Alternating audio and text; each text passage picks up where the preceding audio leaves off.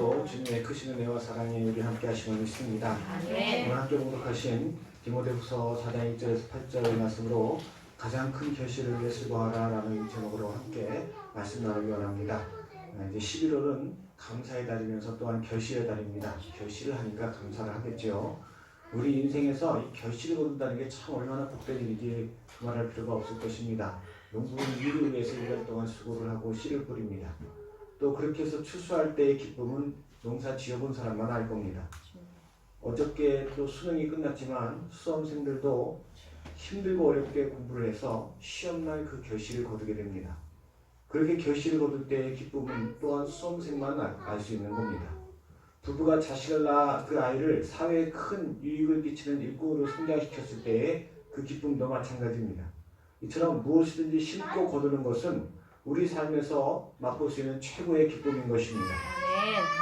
만일 농부가 아무 수고도 하지 않았는데 많은 곡식을 거두었다면 그 기쁨은 자기가 땀 흘려 거둔 것에 비해 그렇게 크지 않을 겁니다.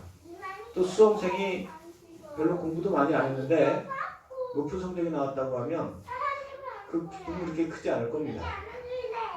만일 부부가 자녀를 낳은 적도 없고 기른 적도 없는데 어느 날 자식이라고 찾아오면 기쁘기는 그냥 놀랍고 이상하게 여겨질 겁니다. 마찬가지로 내가 수고하고 애쓴 것이 없다면 아무리 좋은 것을 누리고 소유한다고 해도 그것이 주는 만족감은 그렇게 큰 게 아닙니다.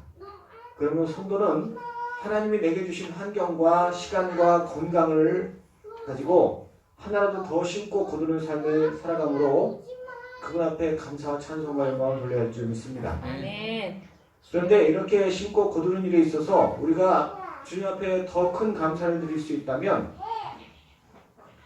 더 큰 감사를 드리기 위해서 우리는 더 귀한 것을 심고 거두는 삶을 살아야 돼요.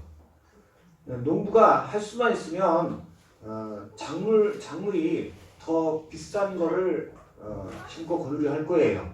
그냥 평범하게 벼농사를 짓던 분이 이제 아보카도가 더 수익이 난다 그러면 그걸 농사를 지을 거고 또 그거보다 더 좋은 작물이 있다 그러면 할 수만 있다면 그렇게 하려고 할 거예요. 또 공부를 하는 학생도 평범한 시험보다는 보다 많은 사람들이 인정해 줄 만한 시험, 각종 고시나 의사 변호사 같은 그런 전문직에 도전하는 그런 일을 할 겁니다. 사람이 할 수만 있다면 더 귀한 열매를 거두기 위해서 수고하기를 아까워하지 않는다는 거예요. 하나님은요 우리에게 가장 귀한 열매를 거둘 수 있게 하셨어요. 우리가 이 땅에서 거둘 가장 귀한 열매가 무엇입니까? 바로 사람의 생명입니다. 그래서 우리가 이 땅에서 이 생명을 살리는 복음, 생명을 살리는 하나님의 말씀을 전하는 일에 매진하는 것이 가장 아름다운 결실을 맺는 길이라는 것입니다. 생명은 천하보다 귀한 겁니다. 예수님이 마태복음 16장 26절에 사람이 만일 온 천하를 얻고도 제 목숨을 잃으면 무엇이 유익하리요? 사람이 무엇을 주고 제 목숨과 바꾸겠느냐고 했어요. 이 땅에서 다른 무엇보다 복음을 전해서 한 영혼을 구하는 것보다 귀한 게 없습니다. 사도 바울도 오늘 본문 6절에서 죽음을 앞두고도 평생 복음을 전하며 헌신한 자신의 삶을 돌아보며 기쁨으로 사랑하는 제자인 디모데에게 너도 그러한 삶을 살라고 촉구하고 있어요.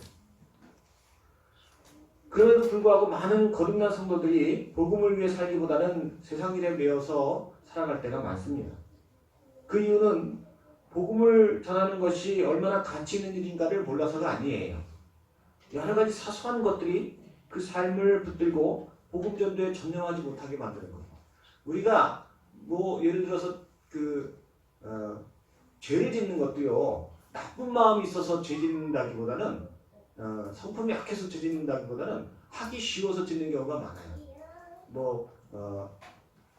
돈이 꼭 필요해서 훔친다 이거보다는 그냥 훔치기 쉬우니까 훔칠 때가 많아요. 그래서 이게 돈 관리하시는 분들이 부정을 저질 가능성이 높아지죠. 꼭 그런 건 아니겠지만 또 높은 권력에 있는 분들이 잘못을 저지르는 것도 일반 사람들은 할 수가 없는데 그 위치에 있는 사람들은 쉽게 할 수가 있기 때문에 그런 일을 저지르는 경우가 있어요.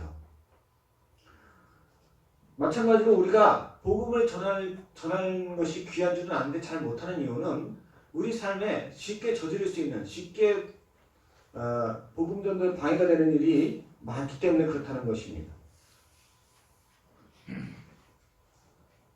오늘 보면 3절, 4절에서 세상이 죄를 관용해 줄수록 점점 더 많은 사람들이 진리에서 이렇게 헛된 것을 따를 것이라고 경고하고 있습니다.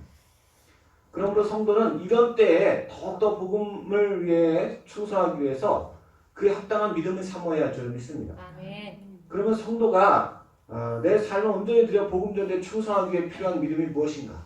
나의 삶을 묶는 그런 사소한 일들이 어떤 것들인가? 한번 생각해 보기 원합니다. 첫 번째로 우리가 복음 전도를 위해 더욱 수고하기 위해서 가져야 할 믿음은 모든 사람들이 반드시 복음을 받아들일 때가 있다는 사실을 믿는 겁니다. 많은 사람들이 복음 전도에 열심을 내지 못하는 이유 중에 하나가 헛수고처럼 보일 때가 많기 때문입니다. 복음을 전해보면 한두 번 전해서 받아들이는 경우는 많지 않아요. 몇 번씩 전하고 어떤 때는 1년, 2년 쫓아다니면서 전해도 잘 안 받아들일 때가 많습니다. 이렇게 몇 번이고 거절당하다 보면 이 사람은 안 되는가 보다. 이 사람은 택한 백성이 아닌가 보다. 또는 나는 능력이 없는 사람인가 보다. 나는 아무리 해도 안 되나 보다. 그런 생각을 할 수 있다는 것입니다. 근데 하나님이 우리에게 뭔가를 명하신다면 우리로 하여금 헛되이 시간을 쓰도록 하게 하시는 건 아니에요. 아멘. 하나님은 반드시 결실을 얻기를 원하세요. 그럼 내가 복음을 전했는데 이거 안 되는 사람을 계속 붙들고 몇 년을 그렇게 시간 쓰고 마음을 쓰고 에너지 쓰고 이렇게 해서 헛되이 그런 일을 하나님은 왜 시키겠어요? 절대 그렇지 않다는 겁니다. 우리가 전하면 반드시 결과가 나오게 돼 있어요. 아멘. 물론 세상의 모든 일은 때가 있어요. 사람의 마음도 어릴 때에는 연애하는 거에 관심이 없다가 이제 나이가 들고 사춘기 지나고 그러면 이제 관심을 갖게 되는 것처럼 세상 사람들도 자기 일에 바빠서 정신없이 살다가 영적인 것에 관심을 갖는 그런 때가 있어요. 주변에 누가 돌아가셨다든가 또는 내가 어떤 실패를 겪었다든가 또는 몸이 많이 아프다든가 이럴 때에 정말 하나님이 계신가? 사람이 죽으면 어떻게 되지? 하는 그런 생각을 갖게 될 때가 있다는 거예요. 그럴 때 복음을 전하면 이 받아들일 확률이 높아지죠. 물론 우리는 그때가 언제인지 잘 몰라요.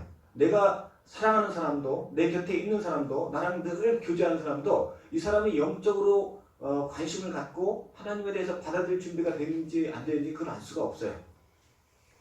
그래서 우리는 늘 복음을 전하면서 기회를 봐야 되는 겁니다.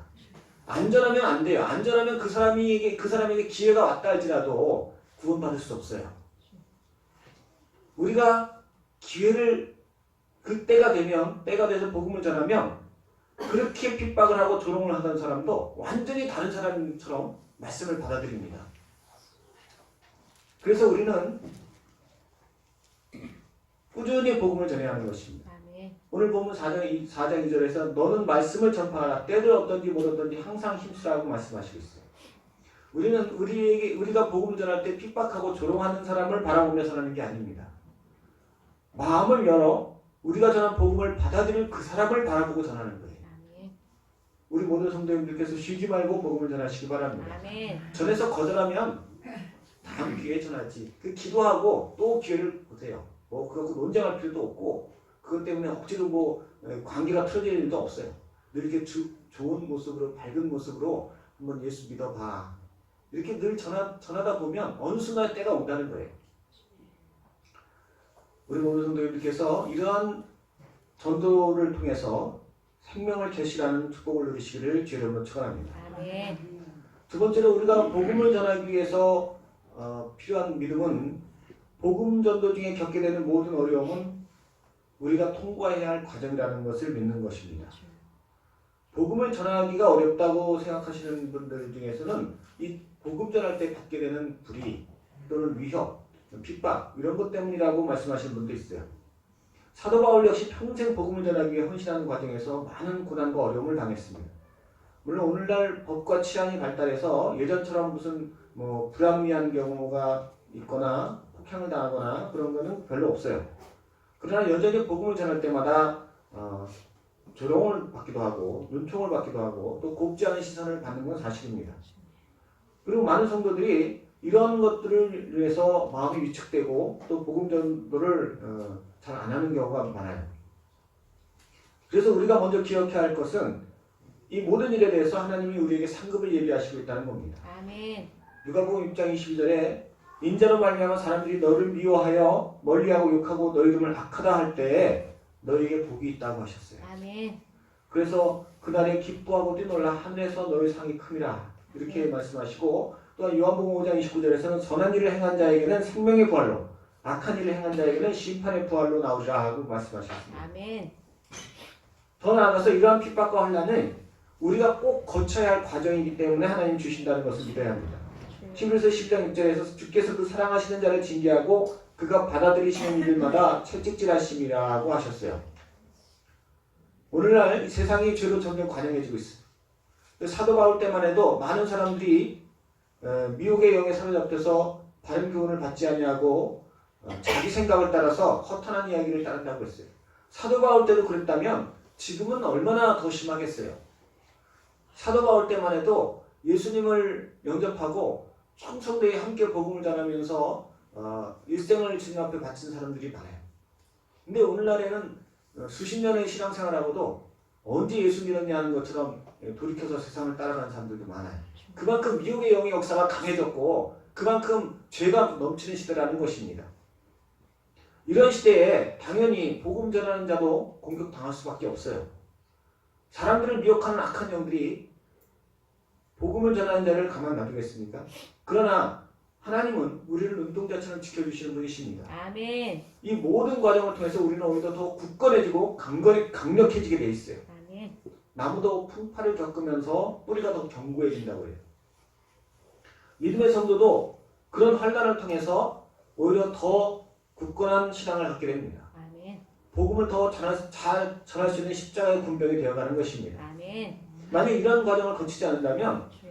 앞으로 이 약한 영의 역사가 더 강력해지면 견딜 수가 없어요. 주님. 하나님께서 우리의 약함을 아시기 때문에 우리를 견고하게 하시는 거예요. 아멘. 그러므로 우리가 주님 나라를 위해서 복음을 전할 때 받게 되는 고난이 오히려 내게 있어 선물이라는 사실을 굳게 믿으시기 바랍니다. 아멘. 그리고 더욱더 이 일을 위해 충성하시기를 주의 이름으로 축원합니다. 아멘. 마지막으로 우리 복음을 전하는 자가 꼭 믿어야 할 것은 복음을 전할 때 하나님이 주시는 특별한 은혜가 있다는 것을 믿어야 돼요. 아멘. 우리가 복음을 전하면 천국에서는 반드시 큰 상급을 받아요. 주여. 그걸 다 믿습니다.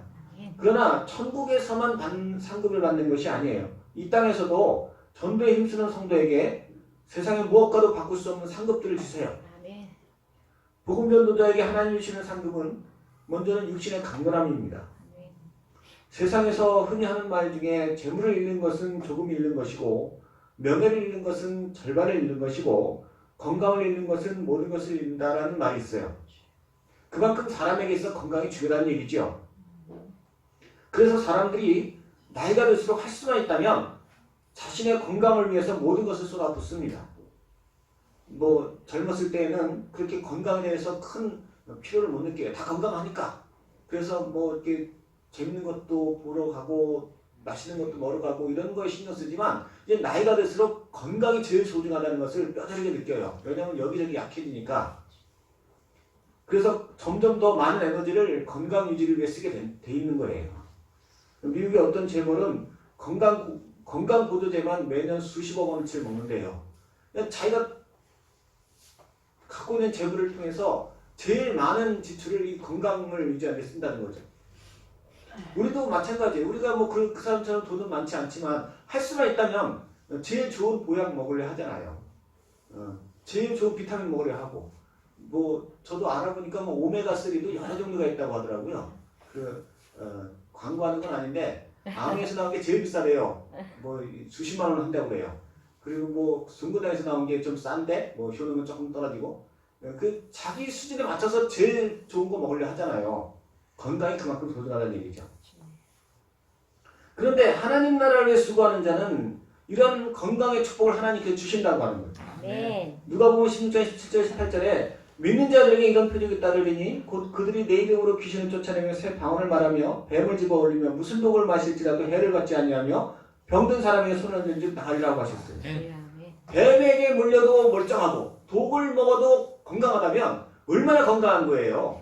도대체 뭘로 이 사람을 쓰러뜨릴 거예요. 아무것도 이 사람을 건들 수 있는 게 없어요. 하나님이 그 사람의 강건함을 지켜주신다는 거예요. 아멘. 누구에게 주시느냐? 믿는 자에게라고 하셨는데 15절에 그 바로 앞절에 뭐라고 하시냐면 너희는 온 천하에 다니며 복음을 전파하라 이렇게 말씀하시고 있어요. 믿는 자라는 게 나 예수 믿어요 이래갖고 그런 복을 받는 게 아니고 믿는 자는 예수님이 살아계심을 믿고 그분이 생명의 구주라는 것을 전파하는 자라는 거예요. 아멘. 이런 전파하는 자에게 하나님이 강건함을 주신다는 거예요. 아멘. 우리가 성경에는 안 나와 있지만 우리가 얼마나 충성하느냐에 따라서 하나님이 왜냐하면 충성할수록 이게 사단의 공격도 심하기 때문에 더 큰 건강과 축복을 주신다는 걸 믿어야 돼요. 아멘. 오늘 보신 동영상에 보면 최병환 선교사님이 이제 그 의료 선교사로 사역하셨다고 했는데 이분은 간암 수술을 받고 의사가 2년 동안은 쉬어야 됩니다. 안 그러면 큰일 나요. 그런데 이분이 자기가 맡은 영혼이 있으니까 안 된다고 바로 사역지로 돌아가셨어요. 지금도 강건하세요. 지금도 멀쩡히 사역 잘 감당하셔요. 제가 아는 어떤 분도 복음을 전하는 중에 그분도 몸에 잔병이 참 많았대요. 여기도 아프고 저기도 아프고 잠도 잘 못 자고 근육통도 오고 그런데 전도를 하다 보니까 이전보다 더 건강해졌다고 그렇게 간증하시는 걸 제가 들은 적이 있어요. 얼굴빛부터 달라져요. 빛이 나 얼굴에서. 우리가 힘써 복음을 전하면 돈 주고도 살 수 없는 건강. 아멘. 미국 재벌이 수십억을 쓰면서 지키고자 하는 그 강건함이 하나님으로부터 선물로 거저오는 것입니다. 아멘. 혹시 질병으로 마음고생하시는 분 여기 계시면 이제부터 복음 전도에 동참하시기 바랍니다. 시험하듯 하지 마세요. 목사님이 전도하면 낫는다고 했으니까 나 전도해서 병 고쳐야지. 그러고 하지 마세요. 그러다가 낙심해요. 그냥 복음 전도에 올인하세요. 내가 막 일당에 사는 동안 내가 전도에 힘쓰리라. 열심히 전하다 보면 언제 거기가 아팠지? 언제 거기가 나았지? 나도 모르는 사이에 이게 하나씩 질병이 떠나가요. 아멘. 그 신기하더라고요. 나중에 보면 아픈 데가 하나도 없어. 맨날 먹던 약도 어느새 다 끊어졌어. 그런 역사가 나타나는 거예요. 아멘. 우리 모든 성도님께서 이런 은혜 누리시기를 주님으로 축원합니다. 아멘. 또 한 가지 하나님께서 주시는 축복은 믿음이에요. 우리 믿음의 성도에게서 가장 귀한 선물이 믿음이지 않습니까? 믿음의 성도에 우리가 갖고 있는 게 믿음밖에 없는데 이 믿음을 풍성하게 갖는다는 게 얼마나 큰 복입니까? 우리가 무슨 재산 바라보고 사는 사람도 아니고 우리가 학력 자랑하는 사람도 아니고 우리가 다른 거 자랑하는 우리는 믿음을 자랑하는 사람들이에요. 아멘. 근데 이 믿음이라는 건 하나님이 주셔야 돼요. 내가 믿겠다고 해서 믿어지는 게 아니에요. 그런데 누구에게 주시느냐? 전도하는 자에게 주세요. 아멘. 왜 그러냐면 복음을 전할 때 전도자는 자꾸 자기가 전하는 말을 자기가 들어요. 이 외국어를 배울 때도 자꾸 말을 해봐야 돼. 내가 말을 해야 이게 늘어요. 외국어까지 갈 것도 없어요. 이게 우리나라 말도요. 말 많이 하는 사람이 말이 늘어요. 저도 말 잘하잖아요. 목사하니까 말 잘하는 거예요. 원래 이렇게 말 잘 못했어요 저는. 이게 죄송한 얘기지만 이게 수다를 한다고 그러잖아요. 수다도 늘더라고요. 보니까 말 잘 못하는 사람도 이렇게 마음에 맞는 친구 만나고 자꾸 얘기하다 보면 말이 이렇게 자꾸 늘어요. 왜냐면 자기가 말하면서 자기가 또 듣거든요. 이 복음도 마찬가지예요. 복음도요. 그냥 이렇게 듣는 것보다 내가 말을 해볼 때 내가 상대방한테 말할 때 상대방이 듣기 전에 내가 먼저 말해. 그리고 또 상대방이 이렇게 내가 전할 때 안 들어? 그럼 왜 안 듣지? 어떻게 하면 더 잘 전하지? 하나님 어떻게 하면 더 잘 전할 수 있어요? 자꾸 하나님 앞에 간절한 마음으로 기도하다 보면 이게요. 복음이 점점 더 내 안에서 이렇게 정제가 돼요. 아멘. 이 복음의 핵심이 정제가 돼요. 로마서 10장 17절에 믿음은 들음에서 나면 들음은 그리스도의 말씀으로 말미암았다 했어요. 아멘. 그리스도의 말씀이 어디서 나와요? 성경에 있지요. 성경의 말을 내가 할 때 성령께서 그 말을 정제시켜 주시는 거예요. 아멘. 믿음이 성장하면서 이 말씀을 들으면서 전하면서 믿음이 성장하게 되면 우리는 천국에 대한 확신이 생기고 하나님에 대한 나를 사랑하시는 하나님의 사랑에 대한 확신이 생기고 아멘. 그래서 능력이 나가고 아멘. 하나님의 권능이 나타나는 거예요. 아멘. 믿음이 생기면요. 병든 자에게 손을 얹은 즉 귀신이 떠나간다. 아멘. 이게 안 믿어지면 안 떠나요. 근데 믿어지면 떠나. 아멘. 병이요. 믿어지면 나. 아멘. 천국에 확신이 있는 사람은 삶이 어려워도 힘들지가 않아. 나 천국 갈 건데 뭐. 아멘. 아멘. 하나님의 사랑이 확실히 믿어지는 사람은 아무것도 필요 없어. 하나님이 날 사랑하신다는데. 아멘. 이게 안 믿어지는 사람은 돈 조금 없어도 힘들고 몸 아파도 힘들고 주여. 조그만 문제 생겨도 괴롭고 아니 똑같은 상황에서 똑같은 환경에 처했는데 누구는 맨날 기뻐하고 누구는 맨날 힘드냐고요. 믿음이 소중한 거예요. 아멘. 하나님은 복음 전도자에게 확실하게 믿음을 주십니다. 아멘. 또 한 가지 하나님이 주시는 이 선물은 기쁨이에요. 주여. 복음 전도는 하나님의 소원이십니다. 아멘. 그러므로 우리가 복음을 전할 때 내 안에 계신 성령이 아주 기뻐하세요. 다른 것보다 복음을 전할 때 기뻐하세요. 아멘. 내 안에 하나님의 영이 기뻐하시면 우리가 기쁠 수밖에 없어요. 왜냐하면 우리는요 몸과 정신과 영으로 구분되어 있다고 말씀드렸어요. 육체와 정신과 근데 육체는 정신에 종속돼 있어요. 내 정신이 강건하면 육신도 강건해지게 돼 있어요. 그리고 정신은 영에 종속돼 있어요. 근데 우리의 영이 누구에게 종속돼 있어요? 우리의 영은 죽었는데 성령이 들어오시면서 내가 살아난 거잖아요. 아멘. 내 안에 성령이 계셔서 내 영이 살아있기 때문에 성령에 내 영이 종속돼 있어요.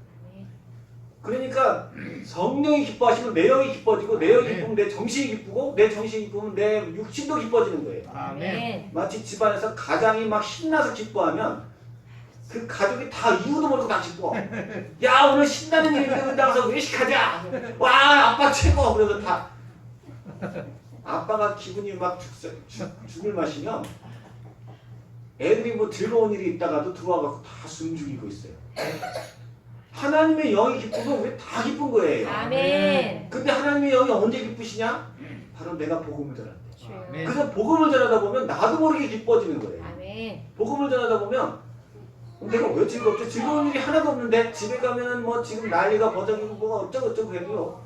신기하게 기뻐요. 아멘. 그래서 이런 삶이 지속되면요. 내 삶 속의 모든 환난과 어려움을 능히 극복할 수 있는 힘을 얻게 되는 것입니다. 아멘. 이처럼 우리가 복음을 전할 때 육신이 강건해지고 복음을 전할 때 믿음이 생기고 복음을 전할 때 마음이 기뻐진다는 건 하나님이 살아계신다는 증거예요. 아멘. 아니 복음 전하는 거하고 내 건강하고 무슨 상관관계가 있어요? 내가 복음 전할 때 육신이 어떻게 강건해져요? 복음 전할 때 왜 내 믿음이 생기고 복음을 전할 때 왜 내 마음이 기뻐지냐고요.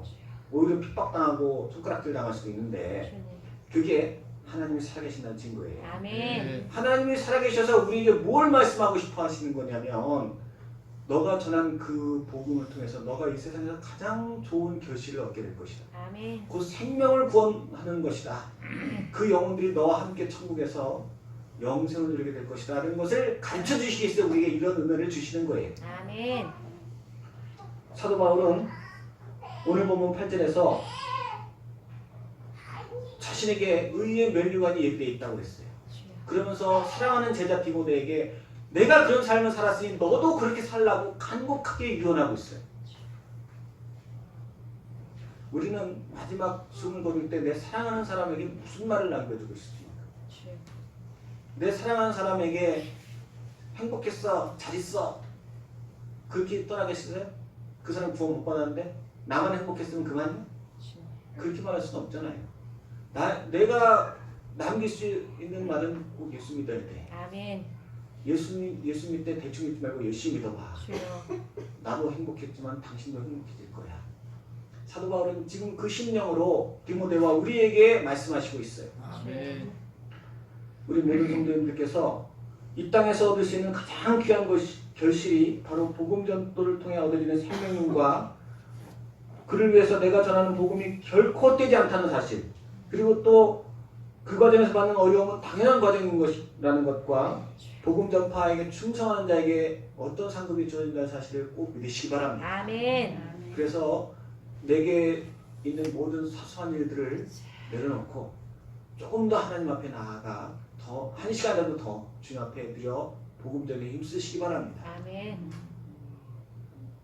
내가 하나님 앞에 삶을 드리고 한 걸음 한 걸음 나아갈 때마다 하나님은 도와주십니다. 아멘. 그래서 전심으로 오직 주님 나라를 위해 살아가는 믿음의 백성으로 바꿔주실 줄로 믿습니다. 아멘. 기도하시겠습니다.